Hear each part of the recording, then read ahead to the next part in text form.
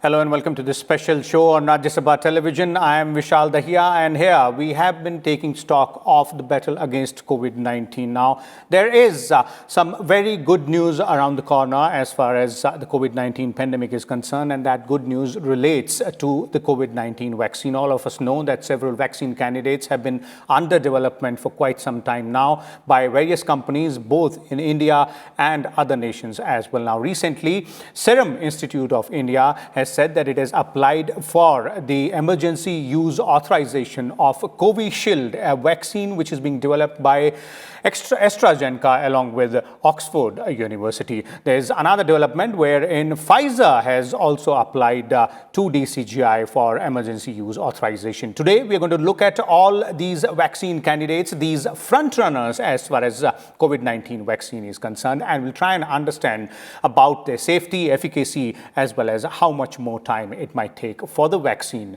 to reach you and me. So let me first start by introducing our guests. We have with us a distinguished panel, and that involves Dr. Shahid Zamil, senior virologist, who is with us. We also have Dr. Rohit Sareen, member of the National Task Force for COVID-19, and Dr. Raman R. Ganga Khedkar, Dr. C.G. Pandit Memorial Chair at ICMR. Welcome, all of you gentlemen, to Rajya Sabha Television. Let me begin with you, Dr. Shahid.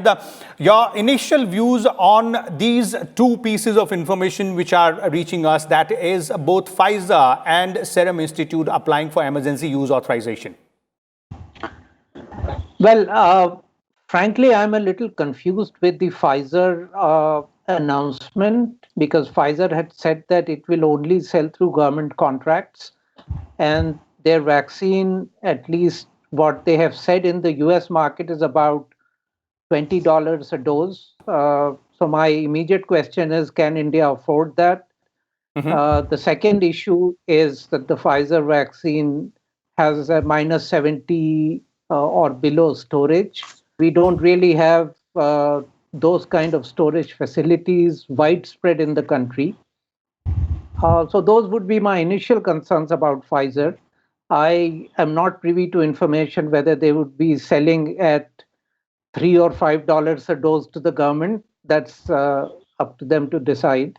So these two pieces of information, that they will sell to the government and then they have applied for emergency use approval, mind you, based on trials that have been done outside India. These have not been trials done in India, the bridge trial requirement here. So I'm confused by that news.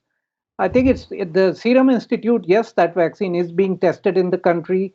And I believe they have also applied for emergency use approval based on results from trials outside India, which got a little mired in controversy because, you know, there was half dose, full dose, 90% efficacy, 60% efficacy. So there are some concerns, but of course it's the prerogative of the DCGI to give approval or not to give approval.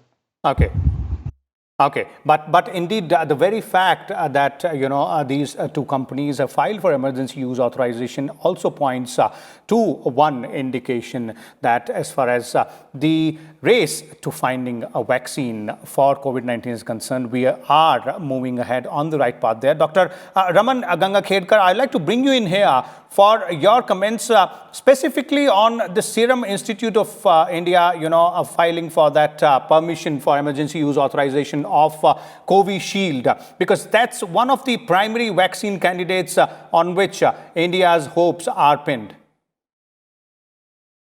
Yeah. How does emergency use authorization work? Any company that has collected data, whether in India or outside, they are entitled to apply for license for marketing. A subject expert committee sits there where they will present their results, and at the same time there are certain clauses like unmet need, which I saw it in the news that they are mentioning that this would be for unmet need.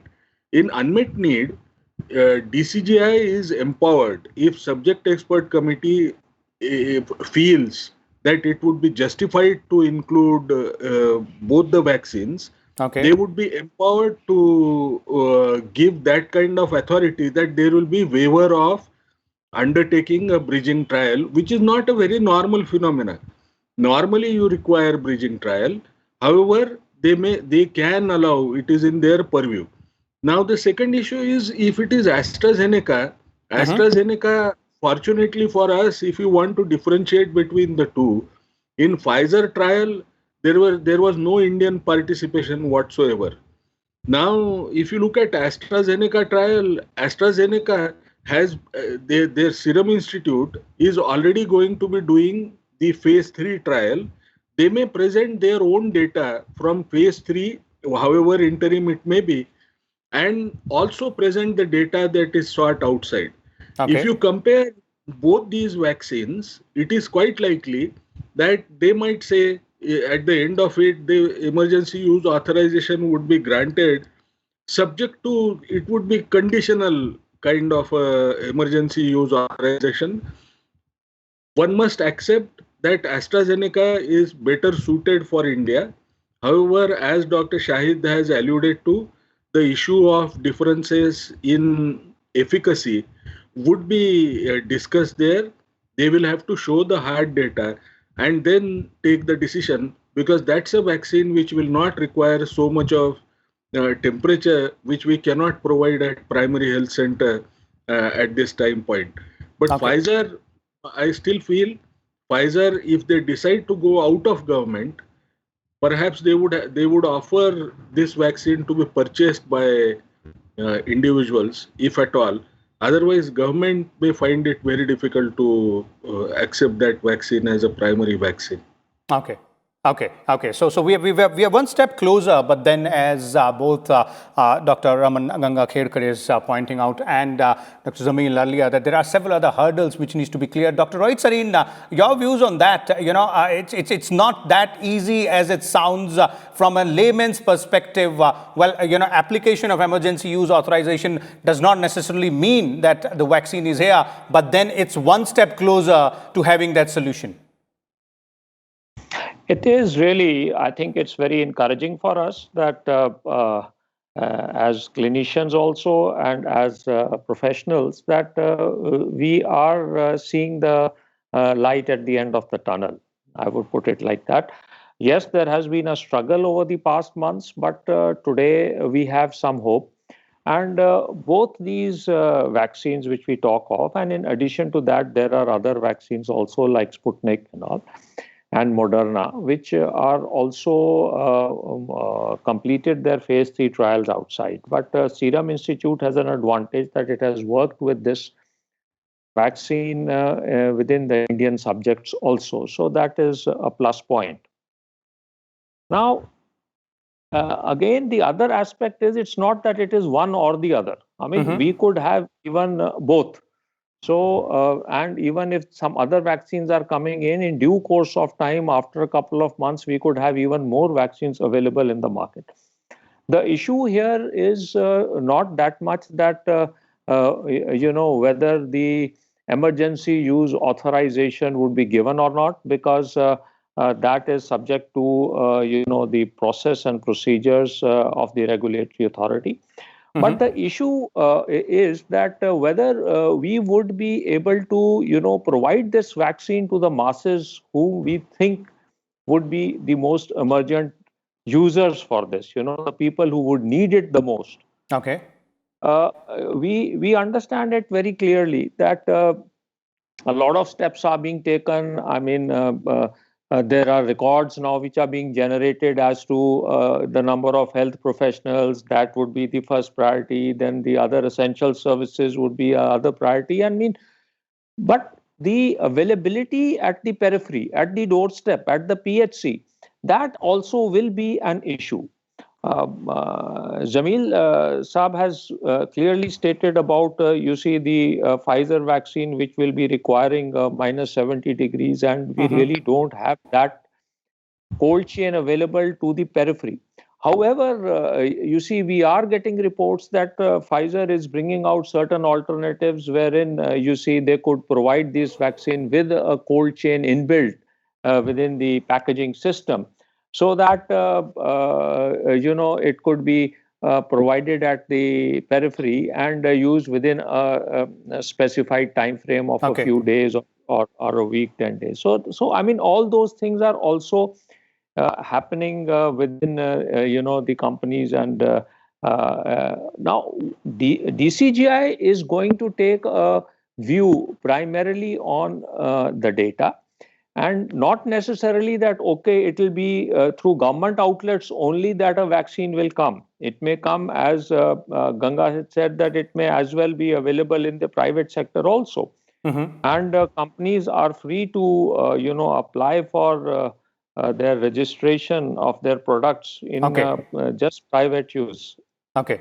Okay. So definitely there are, these very important points which you are raising, Dr. Rohit, and that really is important in terms of the logistics involved for the last mile availability of the vaccine candidates, which finally, get approval after clearing all these hurdles. But coming back to these candidates which we are looking at, these front runners which we are looking at, Dr. Shahid Jamil, apart from, Pfizer and Serum Institute, which has filed for AstraZeneca vaccine, the other 2-3 candidates mentioned by Dr. Rohit here as well, the Sputnik vaccine candidate, the Moderna vaccine candidate, as well as Bharat Biotech, which is known as Covaxin. So how do you look at these, other vaccine candidates and the stages they are in right now? Well, I think it's a comforting situation that we have multiple vaccine trials going on in the country, multiple vaccines available for the country, a lot of capacity available in the country through our manufacturers. So I really think that India will, in the coming days, be spoiled for choices. We will have many vaccines that we can pick from. So, I mean, and all the trials so far have shown that pretty much all vaccines based on the spike protein will work, plus minus some efficacy. So I don't think we should be overly concerned about that. Okay. Okay. Dr. Raman Gangakharekar, in terms of, the availability of vaccine candidates, out there, which eventually might, end up being the vaccines for COVID-19, as Dr. Jamil was pointing out, do you agree there, Dr. Gangakharekar, that ultimately we might end up having a bouquet of vaccines, maybe a few months down the line? Absolutely. I think you need to have bouquet of different vaccines to be offered, not only from the point of view of different manufacturers, but you need to also look at the another rate limiting step, that every manufacturer is only able to produce finite dosages of vaccine. And our population is so large, you have a huge population world over where the demand of these vaccines is going to be high. Therefore, if we choose only one, no, we may not be able to, though there would be other vaccines that would be available, we will not be able to provide the vaccine to everybody. So we may have to take that call once we look at those 30 crore people who would be vaccinated, where the vaccine manufacturers must have been already contacted. But you could have alternate models that could be available. No, in order to ensure that large majority gets it in a shorter period of time, there could be not only a bouquet of vaccines, you may also have vaccines which could be sold in private market as another thing, and those which would be offered free of cost. And I don't see that if the vaccine is offered free of cost, it would mean that the vaccine is not of a good quality, because essentially what we are seeing is every manufacturer is claiming that the vaccine has more than 90% protection. Now, it would essentially mean that we will just give a choice and people may buy or take it free, which vaccine they could decide, and free vaccine we may decide, but eventually we may have to use more than one vaccine, even if we were to buy one to begin with, to provide it to the masses. Okay, okay. Dr. Rohit, sir, in terms of safety and efficacy, since we're talking about all these front runners in terms of the vaccine candidates out there, how would you, rate the safety and efficacy of these various vaccine candidates based on the information which is available right now, starting from AstraZeneca's Covishield to Pfizer's BioNTech or Bharat Biotech's, Covaxin or Sputnik 5's vaccine or Moderna and, a few others, if any, are there? Well, I think you see the efficacy, as has already been stated, with these vaccines is more or less comparable. And in fact, WHO even states that if an efficacy of 50 to 60% is there, still it could be used for mass consumption. I mean, it is something like that. Okay. I would put it that it is more concerning about the safety, because as far as safety is concerned, though we have, you see, immediate data on the short-term safety, but we really don't have data on long-term safety. When we are talking of, say, mRNA vaccines, there is a potential that the genetic composition within the individual may also undergo some changes. So if there is any vaccine which is going to cause this particular aspect, then there is a probability that long-term safety could be an issue. I mean, years or decades even down the line, generations could have some problems. We are Okay. not aware of that. And I think that is again another reason why we should have, multiple vaccine candidates, because today we are not really sure on the long-term safety of these products. Somewhere down the line, we may have to drop some of these products. We don't know right now. Today we are, because the urgency is there, so everything is being done in a very rapid mode. And Okay. the parameters which we use for our safety, normally speaking, with any new drug, are very different from the parameters which we have used for these vaccines. That is why they have, come or become available within this short time span of just a couple of months. Okay.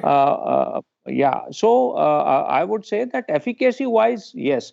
But then, even as far as efficacy is concerned, we really don't know again for how long that efficacy will be there.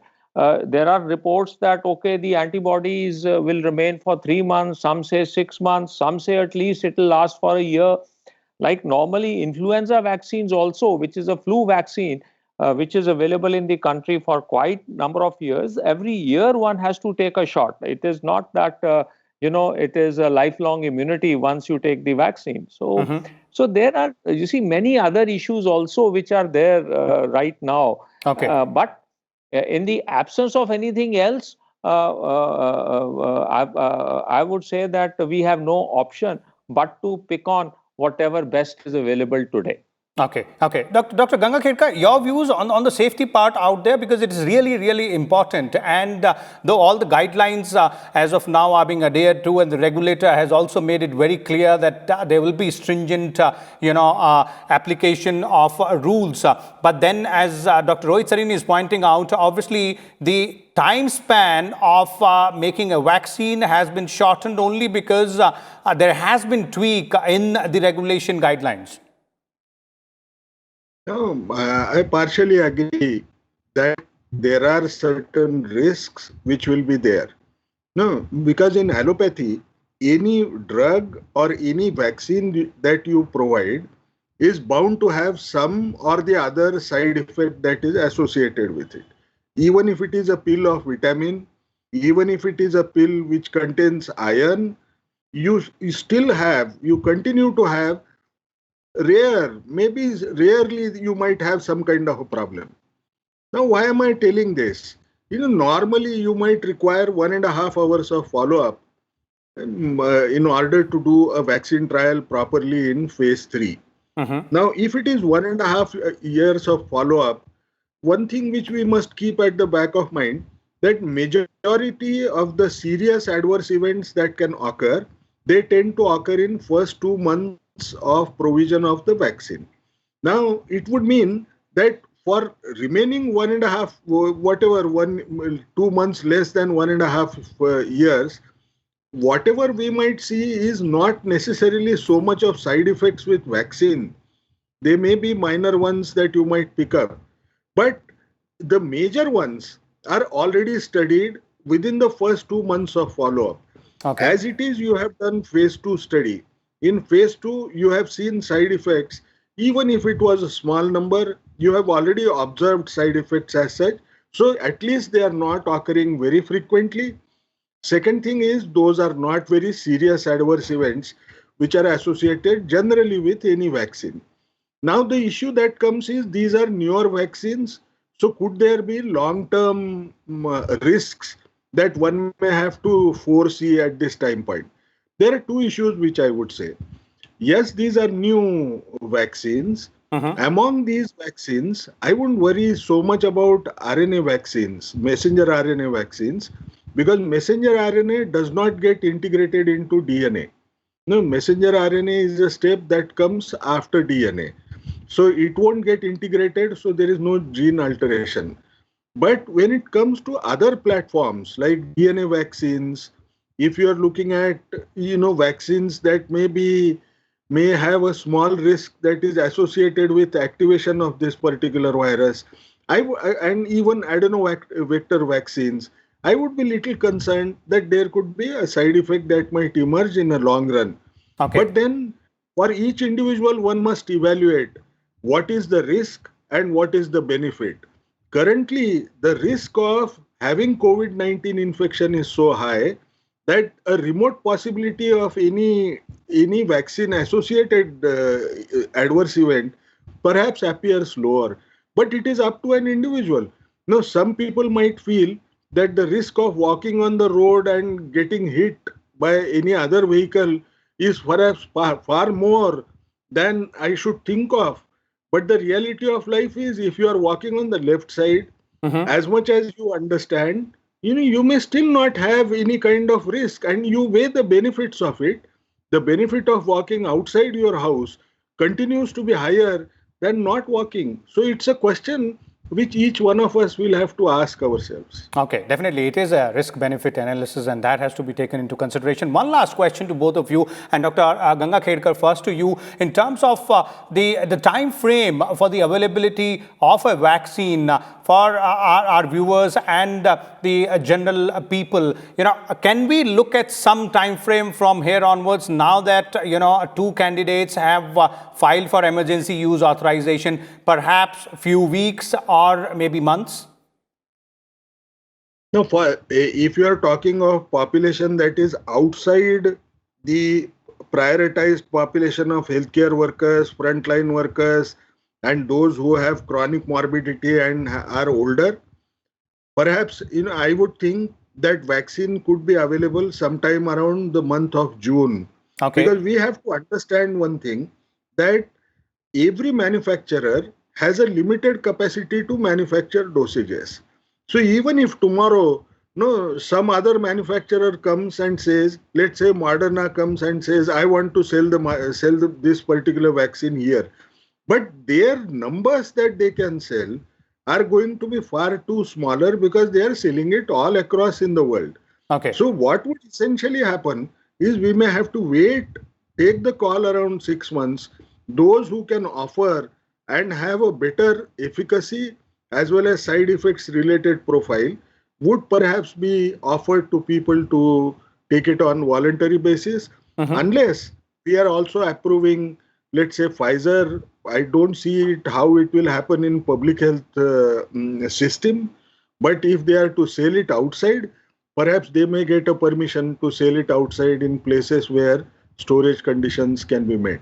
And the timeline for priority categories such as the frontline healthcare workers and others, which the government is drawing out? I would think that by Jan end, the picture will become much clearer, since both the manufacturers, whether it is Serum Institute or it is Bharat Biotech, they are already producing vaccines in their plants as such, mainly because everybody knows that protective efficacy is unlikely to be far different. I may not be having a very poor product. So it is worthwhile taking the risk of producing the vaccine for marketing. Okay. And I expect that by Feb, things would happen in a favorable direction, that these priority groups will start getting vaccines. Okay. Dr. Sareen, your views on that? You're a member of the task force there as well. Would you agree with what Dr. Ganga Khetkar is saying in terms of the timelines, both for the priority category as well as for the general population? I think by and large, whatever he has stated may turn out to be true. But definitely within the first quarter of next year, we will have the vaccine at least for the priority sector. Now, whether that is end January or whether that is February or March, it's difficult to say. But yes, definitely we expect within the first quarter. But Okay. if we see the other larger group which is there, which we so to say the non-priority group, if we have to do for that group also, then it will definitely require much more effort, much more collaboration Okay. with the private sector, and you see other aspects will also come into consideration. Okay. And that may take about a year's time before we can say that yes, we have been able to vaccinate. Okay. But again, you see, the concern here is that how long does this protection going to last? That is another issue which only time will tell. But the current information, whatever is available, that does not indicate too long a protection. It can at best be in months and not in years. Okay, there it is. Thank you so much, Dr. Rohit Sareen, Dr. Raman Ganga Khetkar, as well as Dr. Shahid Zamil also was there with us in our show earlier. So this is all about the front runners as far as vaccine candidates are concerned. And as our panelists pointed out, there is a lot of promise in terms of efficacy. Safety is also being taken care of, and the timelines might vary in terms of for those who are in the priority category, like the frontline healthcare workers, and for the general population. But we might have some good positive news by the end of next month, and perhaps the rollout by then. But meanwhile, the vaccine is being prepared. There is one aspect which all of us need to take care of, and that is the COVID-appropriate behavior. The best defense against COVID-19 is to protect yourself, and that can be done in 3 simple steps. One is to go ahead and wear a mask.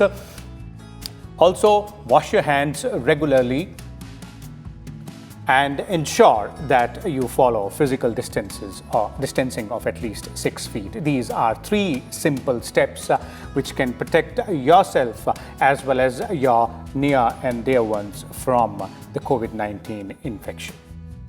That's all we have in this special episode of India Fights Back. We'll come back again tomorrow with a different topic and different guests. Till then, keep watching Rajya Sabha Television.